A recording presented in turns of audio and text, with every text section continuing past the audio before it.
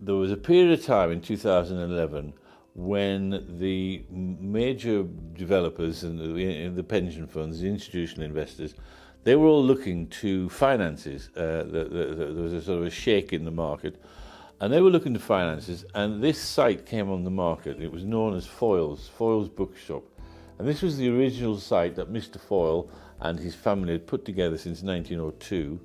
And it was a series of small shops that had eventually become opened up into one site. But it was like a labyrinth when you went to buy a book in Foyle's. But it ran for a very long time. But it was towards the latter part of its function, not really fit for purpose. It was really difficult to buy a book. It was a very old-fashioned system. And eventually, the lady who ran it on Victorian principles, died. Her nephew, who eventually inherited Foyle's, decided that he would keep the Foyle's brand, but he needed to develop. So basically, he offered this site for sale, which is 1 acre of land, and he had already bought next door, which is the St. Martin's School of Art, and that was built in 1902, and it was a perfectly good building for an institutional use in 1902, and St. Martin's School of Art operated out of there.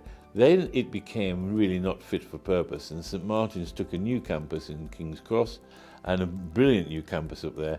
Mr. Foyle was ready to move into their building, develop it, make a much better, more modern bookshop, and he had to sell this site. This site is 1 acre of land, and 1 acre of land at that time, it was an absolute rarity. I mean, there aren't anybody who can sell acres of land in any central London location normally, and this was kind of like a Jack and the Beanstalk moment, right? I was up that beanstalk, looking at that table, and I saw this big gold goose right in the middle of it, and the giants who should be doing it were looking the other way. And I rushed up, grabbed that goose and ran like hell and bought it, and we got it. And it was a massive, massive decision.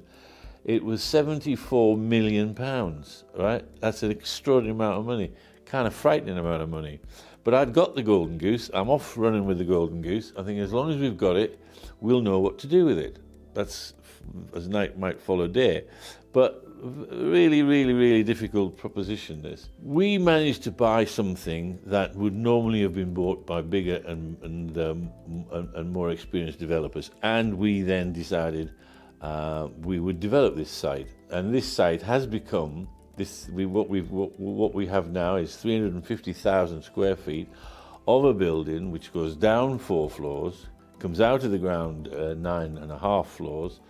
It has a footprint of 25,000 square foot per floor, reducing as it goes up, of course.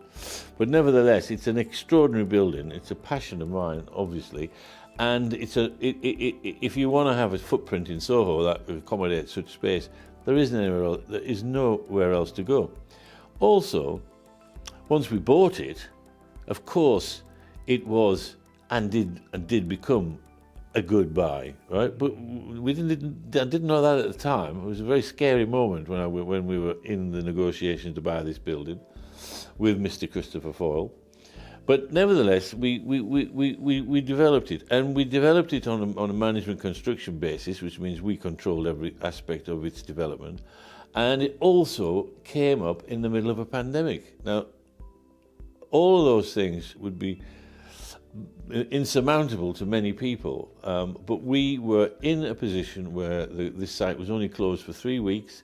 The construction was allowed to continue, and I always make a comment that the man who was locked down, who was in a building opposite in Charing Cross Road, when he left his office, there was no building here.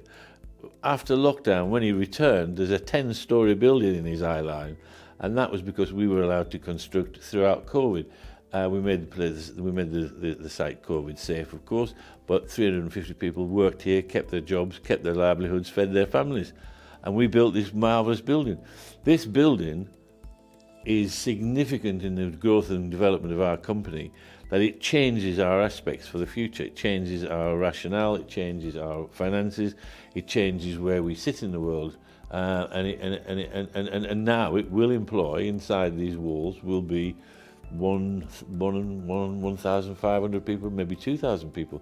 There's a lot of jobs in this building, a lot of growth and a lot of prosperity.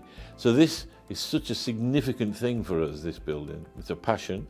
It's a development which was to do with the urban regeneration around Crossrail, which is over my shoulder in Tottenham Court Road, and we'll kick out 200,000 people a day coming out that hole in the ground, which will revitalise this area. So this is a real extraordinary thing, this building. And I've got to tell you, when I came into this building because of lockdown, we thought about it. It was an idea. It was a drawing. I saw it on many pages, and I actually walked into it. And I only was in it twice, and there it was. It was such a surreal thing to think we'd even achieved this